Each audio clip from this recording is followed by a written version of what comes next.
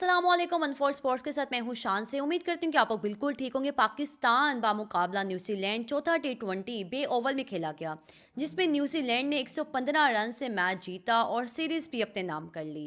अब तक पाकिस्तान और न्यूजीलैंड के दरमियान 4 टी20 खेले जा चुके हैं, जिसमें से पाकिस्तान ने सिर्फ तीसरे टी20 में फतह हासिल की और उसमें पाकिस्तान के टॉप ऑर्डर ने पाकिस्तान को मैच जितवाया। लेकिन जहां पर टॉप ऑर्डर फ्लॉप हुआ, वहां पे पाकिस्तान की टीम ढेर होके रह गई। पाकिस्तान टीम के कप्तान सलमान अली आगा ने चौथे टी20 में भी टॉस जीत के बॉलिंग का फैसला किया। अगर आपने तीसरे टी20 में टॉस विन किया था और आपने बॉलिंग कर ली और बाद में आपकी टीम ने चेस कर लिया कि आप वहां पे कामयाब रहे, आपको फतह हासिल हुई, लेकिन इसका ये मतलब नहीं है कि आप हर मैच में वही स्ट्रैटेजी वही तरीकाकार अपनाएं। अगर आपने एक मैच में पहले देख लिया कि ठीक है, यहाँ पे पहले बॉलिंग फर्स्ट जो है हमारे लिए आसान रहेगा या फिर आगे हमें जाके हेल्प करेगा, लेकिन चौथे टी20 में भी सेम आपने वही चीज़ अपनाई, तो मुझे लगता है कि शायद जो एक दलेर कप्तान है, जो हम बात करते हैं ब्रेव कैप्टन है, वो ऑन द डे इस तरह का डिसीजन लेता है कि बाकी सब लोग हैरान रह जाते हैं। और जब वो इस तरह के रिस्क या फिर डिसीजन लेता है तो उस चीज़ में वो कामयाब भी होता है। और यही चीज़ हमारे पास में जो हमारे अच्छे कप्तान, जिनमें इमरान खान का नाम आता है, तो वो ये काम करते थे कि एक प्लेयर बीमार है, इंजमाम की मैं बात कर रही हूँ, कि उन्होंने कहा कि मैं नहीं मैच खेल सकता। उन्होंने कहा नहीं, तुम मैच खेलोगे। तो आप जब अपने प्लेयर्स को एतमाद में लेते हो, उनको आप कॉन्फिडेंस देते हो, तो आपकी जो टीम है वो आपको उसी अंदाज में आपको रिजल्ट भी देती है। लेकिन खैर, ये डिसीजन इंतहाई गलत था कि आपने चौथे मैच में बे ओवल में, जहाँ पे पहले बात की थी कि जो पिच रिपोर्ट देखी जाती है, तो वहाँ पे बैलेंस पिच कहीं ना कहीं होती है। और इससे पहले पहली इनिंग्स में, आज के मैच से पहले पहली इनिंग्स में 153 रन्स बनाए गए थे। मतलब जो पाकिस्तान की टीम है, अपने भी रिकॉर्ड बनाती है और अगली टीम के भी रिकॉर्ड्स बनवाती है। मतलब हम ना सिर्फ अपना फ़ायदा सोचते हैं, बल्कि अगले को भी हम कुछ ना कुछ देकर आते हैं। तो यही हमने चीज़ की और वहाँ पे न्यूजीलैंड के बैटर्स ने 220 रन्स बनाए और हमारी बॉलिंग एक बार फिर से फ्लॉप। मतलब इतने लंबे टाइम से जहाँ पे हम बात करते हैं कि आपके जो बैटर्स हैं वो परफॉर्म नहीं करते, बाबर आजम नहीं खेलते, रिजवान परफॉर्म नहीं करते, फ़खर नहीं खेल, साइम अयूब नहीं खेलते, लेकिन वहाँ पे ये हम बात क्यों नहीं करते कि शहीन शाह अफरीदी जो है अच्छी बॉलिंग नहीं करवा रहे, रऊफ़ हैं वो अच्छी बॉलिंग नहीं करा रहे, अबरार अहमद का बॉल नहीं स्पिन हो रहा, शादाब खान नहीं फॉर्म में है, लेकिन वहाँ पे हम अपने बैटर्स को ही जाके ब्लेम करते हैं। लेकिन ये वाले मैच के बाद शायद बहुत से लोगों की मज़ीद आंखें खुल गई होंगी कि ये वो बॉलर्स हैं जो कि इतने लंबे टाइम से अगर फ्लॉप हैं, तो आप खुदारा इनको बाहर निकाल दें और पाकिस्तान क्रिकेट का मजाक मत उड़वाएं दुनिया के सामने। खैर, लेकिन अगर बॉलिंग फिगर्स देख लें आज के मैच के, कि शादाब खान जो थे आज के मैच में सेम इकोनॉमी शादाब और शहीन की, उनकी भी 10.25 की आई थिंक, और शहीन की भी सेम ही है 12.25 की। मतलब कि 4 ओवरों में दोनों बॉलर्स ने 49 रन्स खाए हैं और एक विकेट भी नहीं ली। लेकिन दोनों का एटीट्यूड आप देखें, मुझे लगता है शायद कोई शेन वॉर्न या फिर कोई मुरलीधरन जैसे बॉलर हैं दोनों। मतलब एटीट्यूड आसमान पे आपका। जब आप गलती से एक विकेट ले लें किसी मैच में, कोई बैटर जो है लूज शॉट खेल दे, तो वहाँ पे आप इस तरह प्रिटेंड करते हैं कि आप पता नहीं कितने बड़े प्लेयर हैं।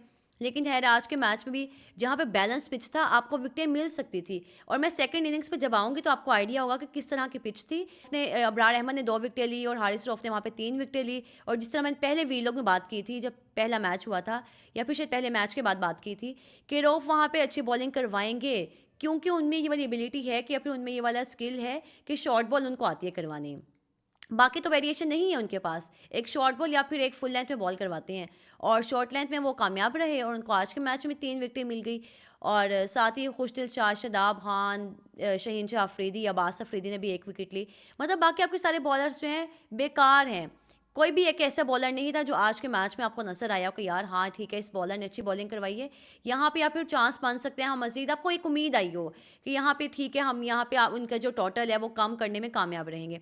लेकिन खैर, इस तरह की कोई चीज़ नहीं हुई, तो हम इस तरह के ख्वाब देखते भी नहीं हैं, क्योंकि हमें अपने बॉलर से क्या ही उम्मीद है, अब पीछे हम लगा सकते हैं उनसे। लेकिन खैर, बॉलिंग तो आपकी हमेशा से फ्लॉप रहती है और यही चीज़ इस वाले मैच में भी देखने को मिली कि 220 आपने एक पिच पे खा लिए, जहाँ पे पहले 153 था। लेकिन साथ ही मैं बैटिंग पे आऊँगी कि जब बैटिंग की हमारी बारी आ ही गई, 221 टू विन था, लेकिन आपका टॉप ऑर्डर फ्लॉप रहा। हसन नवाज़ 1 रन्स बना के आउट हो गए। मोहम्मद हारिस वही दोबारा से परफॉर्मेंस है। अब आपको मौका मिला है तो आप परफॉर्म करें। आप सिर्फ इंटरव्यूज़ में इतनी लंबी ज़ुबान चलाते हैं, तो आपने बैट से भी अपने परफॉर्म करके दिखाना है। सलमान अली आगा परफॉर्म नहीं किया, लेकिन इस मैच में आप इन 3 बैटर्स को ब्लेम नहीं कर सकते, क्योंकि पिछला मैच इन तीनों ने जितवाया था। जब 11 खिलाड़ी मैदान में आते हैं तो हर खिलाड़ी को चाहिए फिर अपने ऊपर ज़िम्मेदारी ले और मैच जीत कर दिखाए अपने टीम के लिए, या फिर आप इतनी इनिंग्स कर लें, ऐसे नॉक खेलें कि आप इंडिविजुअल लेवल पे आप अपनी तरफ से 100% दें, बाकी टीम जाने या फिर बाकी प्लेयर्स जाने। लेकिन पाकिस्तान टीम में इस तरह नहीं होता। अगर 3 प्लेयर्स ने पिछले मैच में परफॉर्म किया था तो हमने ये उम्मीद लगा ली थी कि अगले मैच में यही 3 खेलेंगे, लेकिन खैर तीनों आउट हो गए। उसके बाद आते हैं जी आपके इरफान खान नियाजी, शादाब खान, खुशदिल शाह, अब्दुल समद। मतलब 4 वो प्लेयर्स हैं जो पावर हिटर हैं, एबिलिटी है। शादाब और खुशदिल शाह की इसमें मैं बात नहीं कर रही, अब्दुल समद की बात और इरफान खान नियाजी की कर रही हूँ, जिनमें एबिलिटी भी है। क्योंकि शादाब ने तो 107 मैच खेल लिए हैं, लेकिन 107 में उनकी अब तक बैटिंग अगर आप एवरेज देख लें तो 17.7 की है। तो आप क्या एक्सपेक्ट करेंगे उस प्लेयर से? लेकिन इरफान खान नियाजी को चंद एक मैचेस मिले चैंपियंस ट्रॉफी में, जब उनको मौका नहीं दिया गया तो वहाँ पे जी उन्हें उठा के अपने एक रील लगा लें इंस्टाग्राम पे, और उसमें जी वो बॉडी बिल्डिंग कर रहे हैं, कुछ जिम कर रहे हैं और दिखा रहे हैं कि मैं, मेरी अच्छी फिजिक है तो आपने मुझे टीम में शामिल नहीं किया। जब टीम में शामिल किया है तो अब आप खेलें ना, आके इनिंग्स करें, आप यहाँ पे स्कोर बनाइए, आके पता चले। और साथ ही अब्दुल समद को देख लें, मैं देख रही थी कि लिस्ट ए के उन्होंने मैचेस खेले हैं 2002 से 12 तक या 16 तक, और उसके अलावा इंटरनेशनल लेवल पे उनको टाइम मतलब कि मौका नहीं दिया गया था। अभी उनका तीसरा T20 है और जो उनकी एज है 27 है। एज तो खैर गलत लिखी है और साफ इस चीज़ से अंदाज़ा होता है कि एक प्लेयर 2002 से अगर खेल रहा है या फिर वहाँ पर स्टैट्स या फिगर्स गलत हैं।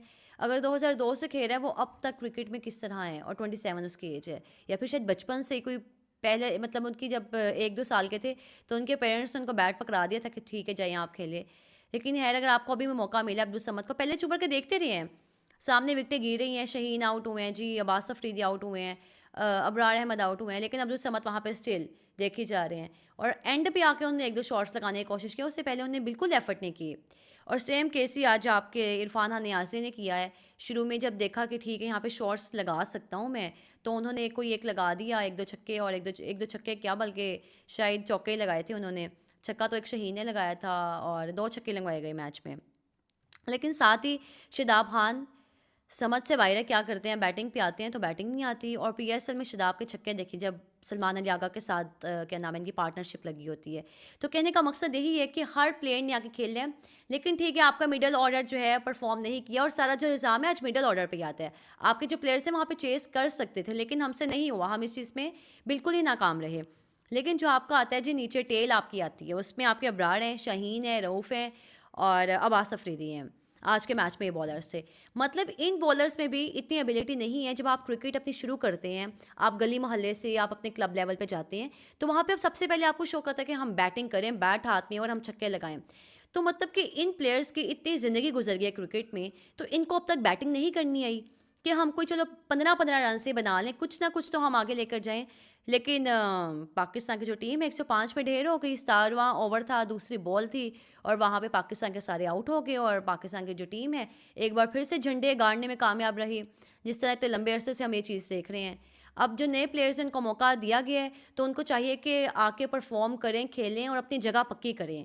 मज़ीद हमें दोबारा वो चीज़ ना करनी पड़े, मतलब हमें तो नहीं, लेकिन जब इतना प्रेशर होता है फैंस का या फिर मीडिया का, तो आप फिर रिवर्स गियर लगा लेते हैं कि आप दोबारा उन्हीं प्लेयर्स की तरफ जाते हैं जो पहले टीम में थे, और फिर वही रिजल्ट आते हैं, वही चीज़ें सामने आती हैं कि आपकी जो टीम है तीसरे मैच में इतना अच्छा खेल के चौथे मैच में वही आपने काम किया। आपके पास चांस था, आप 2 मैच अगले भी जीते और आप सीरीज से अपने नाम करते, लेकिन अनफॉर्चुनेटली ये चीज़ नहीं हुई। लेकिन पाकिस्तान के जो ओडीआई स्क्वाड है, जिसमें 9 प्लेयर्स थे जो कि पाकिस्तान से, जिन्होंने न्यूजीलैंड जाना था, दुबई पहुंच चुकी है, और अब दुबई से आगे न्यूजीलैंड जाएगी। और रात को ही निकले थे प्लेयर्स, और सोशल मीडिया पे काफ़ी वीडियोस पे जी बाबर आजम आ रहे हैं, ये आ रहे हैं, वो आ रहे हैं। तो खैर अब वहाँ जाके पता चलेगा कि ग्राउंड में क्या करते हैं। बाकी तो बहुत सी वीडियो सामने आती हैं, बहुत सी चीज़ें वायरल होती हैं, लेकिन उम्मीद करते हैं कि जो ओडीआई स्क्वाड है वो जाके खेले, और उनके लिए नेक ख्वाहिशात और दुआएं। और इसी के साथ इजाज़त दीजिए, अपना बहुत सारा ख्याल रखिएगा। अल्लाह हाफिज़।